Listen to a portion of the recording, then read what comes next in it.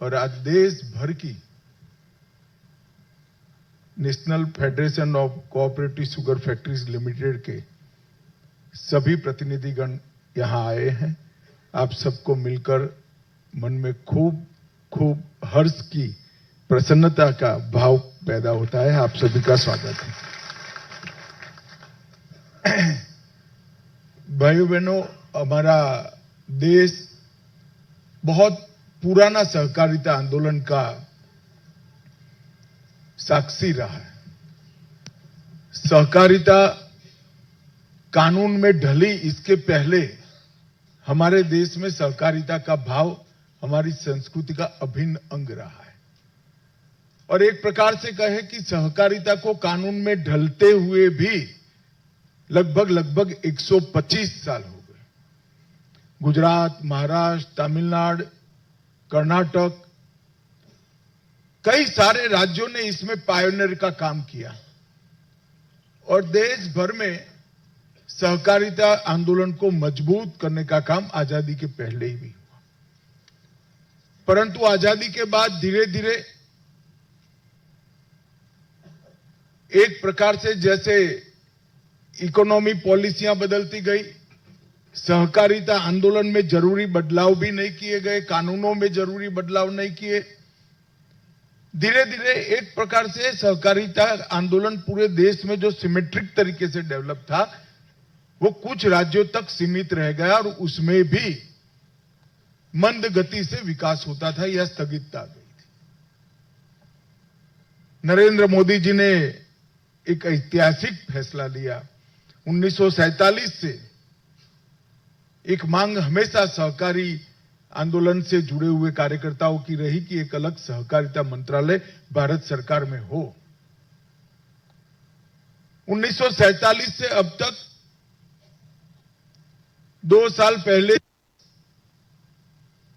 सहकारिता मंत्रालय एक कृषि मंत्रालय के जॉइंट सेक्रेटरी में सीमित रहकर रह गए थे। उसको केवल राज्य सरकारों के भरोसे छोड़ दिया गया था। और राज्य सरकार के भरोसे छोड़ने के बाद राज्य सरकारों ने बहुत अच्छा काम किया, मगर इसके लिए राष्ट्रीय स्तर से इसकी वैश्विक स्पर्धाओं के कारण जो बदलाव हमारे कोऑपरेटिव स्ट्रक्चर में करने चाहिए, देश की एक नीति बननी चाहिए, इसकी जगह हर राज्य की कोऑपरेटिव पॉलिसियां बनने की शुरुआत हुई। वो राज्य की स्पर्धाएं होती हैं और वो राज्य की रिक्वायरमेंट। जब अंतर्राष्ट्रीय बाजार में हमें जाना है तब, और देश में भी अनेक प्रकार के उद्योगों से स्पर्धा करनी है तब, अंतर्राष्ट्रीय स्थिति को नजर में रखकर राष्ट्रीय नीति सहकार के हर एक अंग उपांग में हो, ये बहुत जरूरी है। परंतु यहां मंत्रालय ही नहीं था, होता ही नहीं था।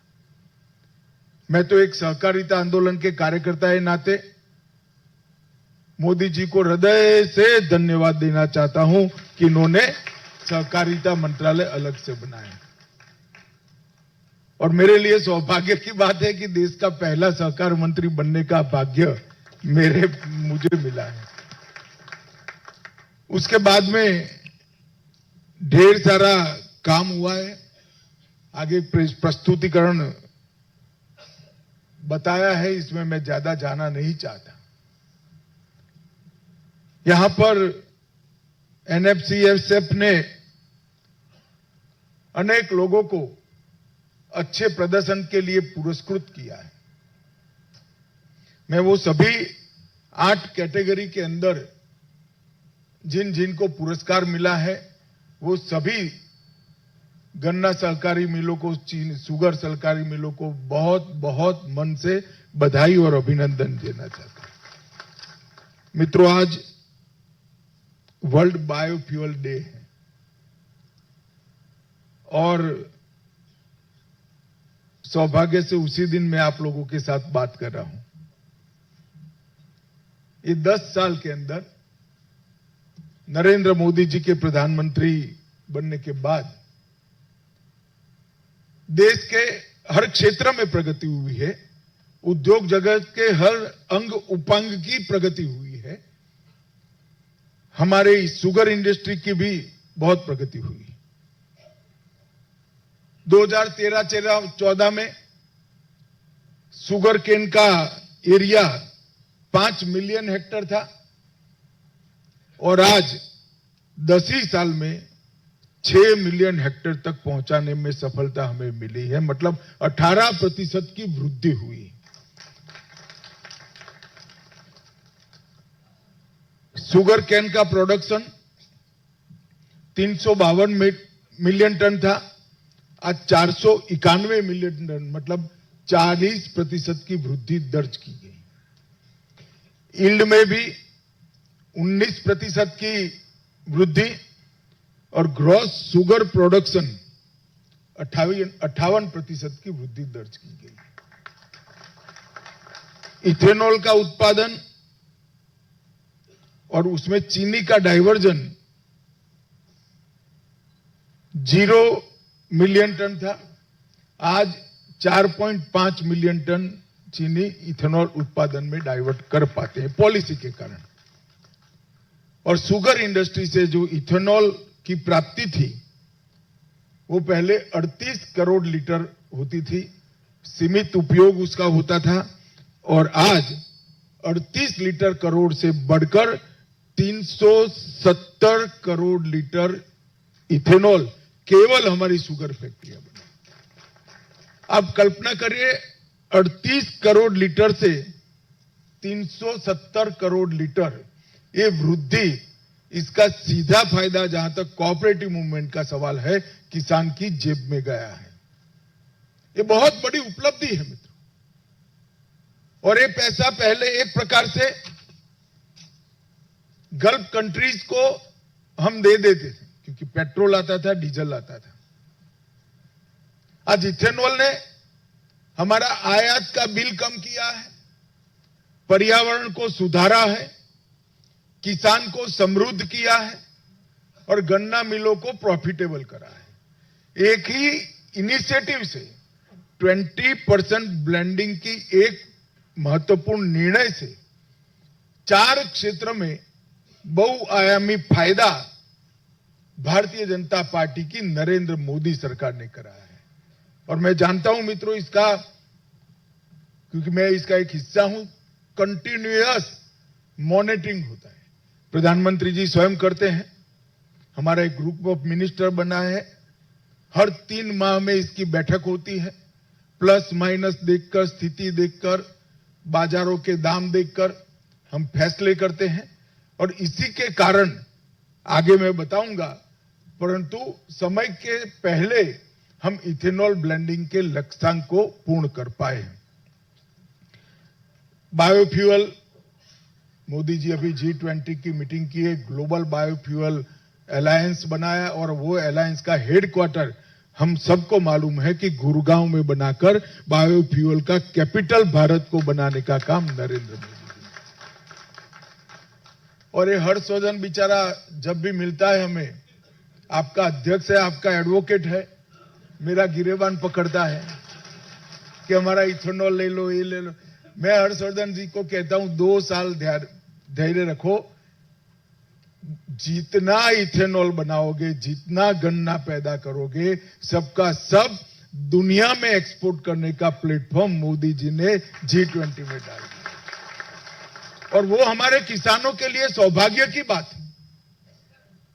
जब बायोफ्यूल अलायंस और इसके द्वारा विश्व भर में जो जागरूकता पैदा होगी, और मुझे विश्वास है इसका सबसे बड़ा फायदा हमारे गन्ना किसान उठाएंगे, हमारे कोऑपरेटिव और अन्य शुगर मिल उठाएंगे, क्योंकि हमने इस क्षेत्र में एक इंफ्रास्ट्रक्चर बनाने का काम कर चुका। आज इकोनॉमिक ग्रोथ के साथ साथ रूरल एम्पावरमेंट को भी हमने बढ़ावा दिया है। एनर्जी सिक्योरिटी, एनवायरमेंट इंप्रूवमेंट और सस्टेनेबल ग्रोथ गन्ना मिलों का, ये तीनों को भी सिद्ध करने का काम किया है। और 2030 तक 20% इथेनॉल ब्लेंडिंग करने का लक्ष्य मोदी जी ने रखा है।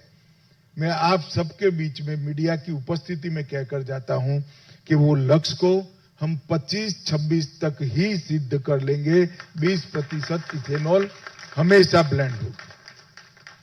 लगभग 5,000 करोड़ लीटर इथेनॉल पेट्रोल की बिक्री है और इसमें इथेनॉल की आवश्यकता 1,000 करोड़ लीटर हो जाएगी। 1,000 करोड़ लीटर इथेनॉल। अब आप कहोगे कि भाई शुगर से आप डायरेक्ट बनाने नहीं देते हो, ये नहीं करते हो। आपको एक्सपेंशन करना है, भी फ्यूचरिस्टिक दृष्टि से देखना है, विकल्पों की तलाश करनी पड़ेगी। जब आप आपके इथेनॉल के प्लांट सिलेक्ट करते हो, उसको मल्टी डायमेंशनल लीजिए। मैंने चेयरमैन साहब को बुलाकर कहा था कि इसमें मक्के से भी होने वाला इथेनॉल प्लांट चाहिए, चावल से भी होने चाहिए, एपीएमसी के कचरे से भी होने वाला चाहिए, गेहूं की पराली से भी होने वाला चाहिए और बांस से होने वाला। ये पासा पटेल यहां बैठा है, ये बांस को ले लेकर घूमते, चश्मा भी बांस का पहनते हैं। बांस से भी इथेनॉल उत्पन्न हो सकता है और ये सारे इथेनॉल को क्रॉस सब्सिडाइज करने के लिए भारत सरकार ने पॉलिसी बनाई है। आपकी कॉस्ट ज्यादा होगी तो वो इथेनॉल ज्यादा कॉस्ट से परचेज किया जाएगा।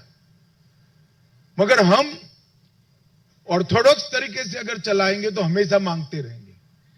मैं चाहता हूं शुगर मिल फेडरेशन ऐसा हो जो कभी सहकारिता मंत्री के पास न जाए, सहकारिता मंत्री आपके ऑफिस में जाए, ऐसा शुगर फेडरेशन। जब आप बायोफ्यूल बनाने का प्लांट लगाते हो, इथेनॉल बनाने का प्लांट लगाते हो, लेटेस्ट टेक्नोलॉजी को, और ज्यादा खर्चा नहीं। ये अटैचमेंट के लिए आपको बहुत कभी शुगर बढ़ गई तो शुगर डाल देना, गन्ना डाल देना, नहीं मिली तो मक्का डालोगे, पराली डालोगे, एपीएमसी से मंडी से कचरा होता है वो डालोगे, सब में इथेनॉल है। भी हमने हमारी शुगर फैक्ट्री को वायबल बनाना है। गन्ने से शादी नहीं की है, मुनाफे से शादी की है। मेरी बात समझ में आती है? अरे जोर से बोलो, आती है भाई? हमारा शादी किसान से हुआ है, खेत से हुआ है। और गन्ना अगर कम है तो गन्ना तो बिकेगा ही, बिकेगा, साथ में बाकी का कचरा भी उपयोग कर डालो। भाई करना चाहिए या नहीं करना चाहिए? और ये आए तो मैंने सुझाव दिया तो उन्होंने सामने एक और डिमांड कर दी। महाराष्ट्र वालों का डिमांड का बड़ा स्वभाव होता है, तो एक और डिमांड कर दी कि भाई हमें पैसा कहां से मिलेगा। अब हमने व्यवस्था कर दी एनसीडीसी में, आपको जितना चाहिए इतना पैसा हम देंगे, मगर आप मल्टी डायमेंशनल बायोफ्यूल प्रोडक्शन का प्लांट डालिए। और आसपास में इससे सारे मंडी आपसे जुड़ जाएगी, सारे गेहूं के किसान जुड़ जाएंगे, सारे किसान जो और कोई महंगा क्रॉप नहीं करना चाहते हैं, पानी कम चाहिए, मजदूरी कम चाहिए, वो मक्का करेंगे। और ये सारी चीजों से इथेनॉल बनता है। तो 1,000 करोड़ लीटर इथेनॉल हर साल सिर्फ भारत में चाहिए।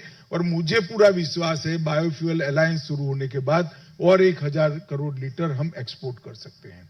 मगर वो तब कर सकते हैं कि आपका विजन आप ब्रॉड बनाइए, आपकी फैक्ट्री को मॉडर्नाइज करिए और आधुनिक से आधुनिक तकनीक से लैस करिए। मेरा आप सबसे आग्रह, हम कोऑपरेटिव क्षेत्र के कार्यकर्ता हैं मगर हम व्यापार कर रहे हैं। हमने हमारी जरूरियातों को समझना पड़ेगा। क्षतिग्रस्त अनाज भी एफसीआई बिक्री करती है, उसका भी आपको फायदा मिल सकता है। मक्के को फीड स्टॉक के रूप में बढ़ावा देने का, मक्का का पहले उत्पादन कम था, हमने मक्के से इथेनॉल बनाना चालू किया। इस बार बुआई 1.5 गुना, 1.25 गुना हो गई है और एमएसपी भी लुक्रेटिव दी है। और जो मक्का के किसान है उसको डर लगता है मेरा मक्का एमएसपी के भाव से नहीं जाएगा। आप नाफेड और हमारे कंज्यूमर फेडरेशन जो कोऑपरेटिव है इसके साथ अनुबंध कर लीजिए। भारत सरकार जो अनुबंध करेंगे वो सभी किसानों का मक्का और दलहन 100% एमएसपी से खरीद देंगे। इसमें किसी को डरने की जरूरत नहीं है भाई। सिर्फ एक ऐप खोलकर आपको मेरे पास 3 हेक्टेयर मक्का है, मैं आपके साथ एग्रीमेंट करता हूं, मेरा मक्का नोट लीजिए, वो कंफर्मेशन, और बाद में बाजार में ज्यादा भाव है तो आप खुले हैं बाजार में ज्यादा भाव से बेचने के लिए, जरूरत नहीं है उनको देने की, कम है तो वहां जाना। इससे ज्यादा अच्छा सौदा किसान के लिए हो ही नहीं सकता। मुनाफा तेरा, नुकसान सरकार का, फिर भी हम चाहते हैं कि ये हो, क्योंकि किसान की समृद्धि ही हमारी लक्ष्य है। और मक्के से जो इथेनॉल उत्पादित करते हैं, बांस से जो इथेनॉल उत्पादित करते हैं, इसकी लागत बढ़ती है, तो मक्के से उत्पादित इथेनॉल के लिए उच्चतम दर हमने बांस और मक्के से 71.86 रुपया लीटर रखा है। तो कोई ऐसा भी नहीं कह सकता कि मक्के से बनता है वो महंगा पड़ता है। ये सब हमने कर लिया है। और मुझे आप सबको एक अभिनंदन भी देना है कि कोऑपरेटिव शुगर मिलों के माध्यम से 22-23 में इथेनॉल की आपूर्ति में लगभग 8% योगदान दिया है। इसलिए मैं आपको बहुत बहुत बधाई देता हूं। मगर लक्ष्य इतना छोटा मत रखिए, इसको 25% करना पड़ेगा। 1000 करोड़ लीटर इथेनॉल चाहिए, इसका 25% मतलब आप हिसाब कर लीजिए, आपकी बैलेंस शीट का कलर सिर्फ और सिर्फ इथेनॉल बना सकता है। और शायद आपको बैलेंस शीट पर लिखना पड़ जाए सहकारी शुगर कारखाना की जगह सहकारी इथेनॉल उत्पादक संघ लिखना पड़े, ऐसी स्थिति आ जाएगी। मगर वो भी किसान की सेवा करता है, वो भी देश की सेवा करता है, हमें इससे परहेज नहीं रखना चाहिए। एनएफसीएसएफ नेशनल फेडरेशन जो है, उसने आज तक बहुत अच्छा काम किया है। 2002 तक का पूरा ब्यौरा मैं आज पढ़कर आया हूं। एनएफसीएसएफ ने सरकार और शुगर मिलों के बीच में ब्रिज बनने का काम किया है। टेक्नोलॉजी के इनोवेशन और शुगर मिल के बीच में ब्रिज बनने का काम किया है। और मार्केट की परिस्थिति और शुगर मिल के बीच में भी ब्रिज बनने का काम किया है। मगर 259 चीनी मिलों का ये संघ है, लगभग 9 राज्य संघ इसके साथ जुड़े हैं। आपसे मेरी सहकारिता मंत्री नाते और अपेक्षा है, इसका एक्सपांशन होना चाहिए। मैं हर्षवर्धन जी को पूछ सकता हूं, मगर पूछना नहीं चाहता क्योंकि जवाब मुझे मालूम है। कितने कोऑपरेटिव शुगर मिल नए बने हुए, चलो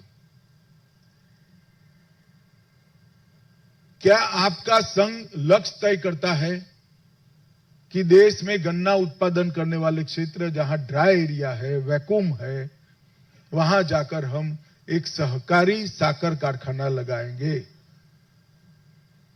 शुरुआत करिए।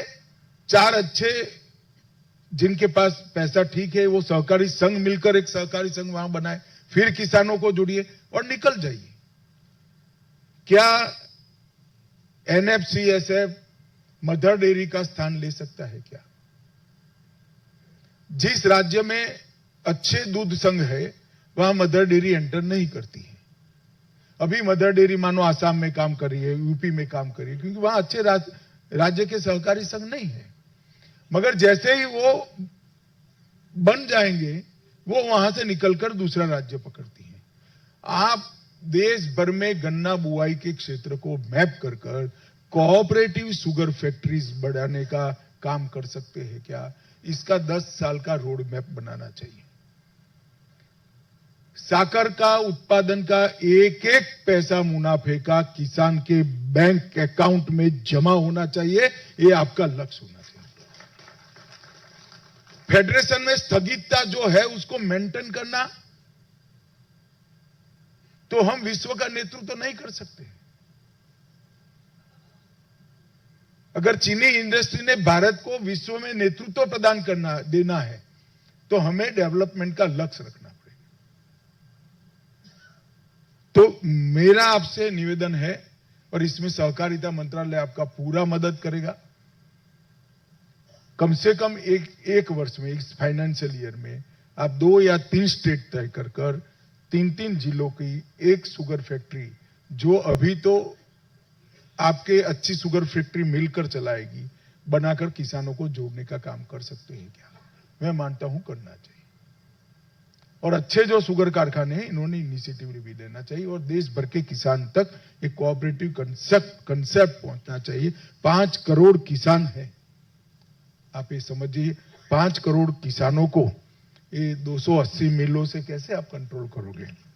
उनको फायदा कैसे पहुंचाओगे? ये संभव ही नहीं। सहकारिता मंत्रालय बनने के बाद हमने चीनी मिलों के लिए भी बहुत कुछ किया है। लगभग 20 साल से एक प्रश्न था, 15,000 करोड़ रुपया कुल मिलाकर तय की हुई लायबिलिटी और आगे लायबिलिटी तय हर साल होती जाती थी, क्योंकि आप जो पैसा किसान को देते हो उस पर इनकम टैक्स लगाने का जो फैसला था, एक ही लेजिस्लेशन से नरेंद्र मोदी की सरकार ने इसको निरस्त कर 15,000 करोड़ का फायदा दिया।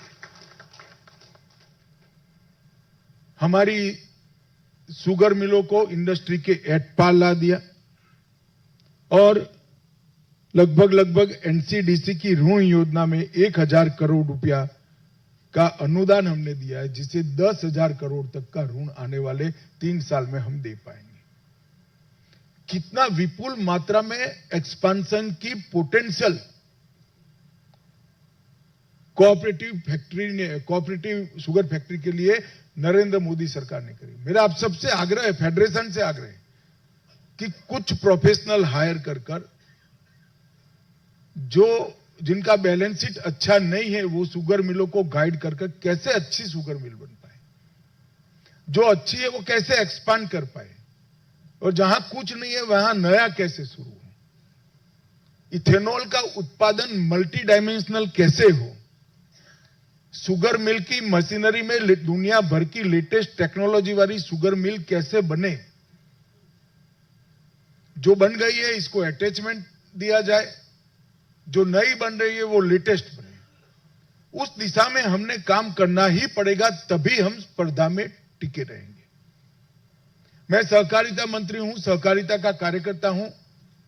मैं आप सबको विनंती करने आया हूं, हम सबको आदत पड़ गई है कि नॉन एफिशिएंटली चलाना और फिर सरकार के पास मदद मांगना। सरकार के पास मदद जरूर मांगे, 100 रुपये की मांगते हैं, 200 की मांगे, मगर एफिशिएंट चलाकर 300 रुपया कमाने का लक्ष्य रखिए। हमने एफिशिएंसी लानी पड़ेगी, वरना हम कालबाह्य हो जाएंगे। सीरा पर जीएसटी भी पहले 28% था, अब घटाकर 5% करने का काम नरेंद्र मोदी सरकार ने किया है। और जो फ्यूचरिस्टिक अप्रोच होना चाहिए, इसके तहत नाफेड, क्रुपको, इफको, कंज्यूमर फेडरेशन सबने लक्ष्य तय किए हैं। मेरा आपसे आग्रह है कि आप भी 25% टर्नओवर बढ़ाने का 2 साल में लक्ष्य तय कर इसकी डिजाइन बनाइए। हम जहां पर भी बैठे हैं भाई, कोऑपरेटिव में स्थगितता न लाए, स्थान को एंजॉय करने के मूड से न बैठे हैं। जहां बैठे हैं वहां विकास की सोचे, आगे बढ़ने की सोचे, तभी जाकर हम आगे बढ़ सकते हैं। हर एक शुगर फैक्ट्री के चेयरमैन को कम से कम 12-15 हजार किसानों ने भरोसा कर आपको इसका नेता चुना है, करोड़ों रुपयों का कारोबार दिया है। आपका लक्ष्य इतना तो होना ही चाहिए कि मैं आया तब ए पर था, जा रहा हूं तब A+50 कर जा रहा हूं। ये लक्ष्य नहीं रखेंगे तो विकास नहीं होगा। तो 25% टर्नओवर बंद कराना, 6 माह जो क्रशिंग बंद रहता है, उस वक्त वैकल्पिक बिजनेस क्या हो सकता है? आपके पास जमीन पड़ी है, बिजली का कनेक्शन है, इथेनॉल का प्लांट पड़ा है, अनेक प्रकार के वैकल्पिक बिजनेस क्या हो सकते हैं, इस पर हमने विचार करना चाहिए। जिन जिन शुगर मिलों को मक्का चाहिए, नाफेड और एनसीसीएफ से आप अनुबंध करिए, आपको विपुल मात्रा में मक्का मिलेगा, आपके नजदीक से मिलेगा। और जहां जहां जिस सहकारी साकर कारखाना में इथेनॉल नहीं बन रहा है, एनसीसीएफ ने एक एनएफसीएफ ऐसे अपने एक लक्ष्य रखना चाहिए कि 2 साल में सभी सहकारी साकर कारखाना इथेनॉल बनाने वाले बन जाएंगे। एक भी साकर कारखाना ऐसा नहीं हो जहां इथेनॉल न बनता हो, बिजली न बनती हो।